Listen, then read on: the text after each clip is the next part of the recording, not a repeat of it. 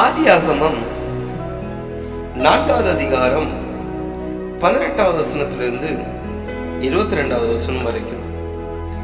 ஏனோக்குக்கு ஈராத் பிறந்தார். ஈராத் மெகுயவேலை பெற்றார். மெகுயவேல் மெத்துசவேலை பெற்றான். மெத்துசவேல் லாமேக்கை பெற்றான். லாமேக்கு 2 ஸ்திரீகளை விவாகம் பண்ணினான்.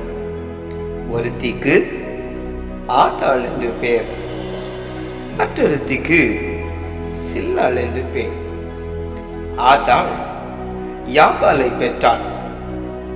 அவன் கூடாரங்களில் வாசம் பண்ணுகிறவர்களுக்கும் மந்தை மீட்கிறவர்களுக்கும் தகப்பனானான். அவன் சகோதரனுடைய பேர் யூபா. அவன் கிண்ணறக்காரர், நாகசுரக்காரர் யாவருக்கும் தகப்பனானான். சில்லாளும் தூபால் காயினை பெற்றான்.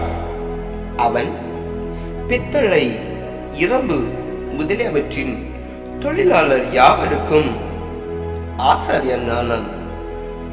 தூபால் காயினுடைய சகோதரி நாமாள். Stay tuned for daily Bible reading.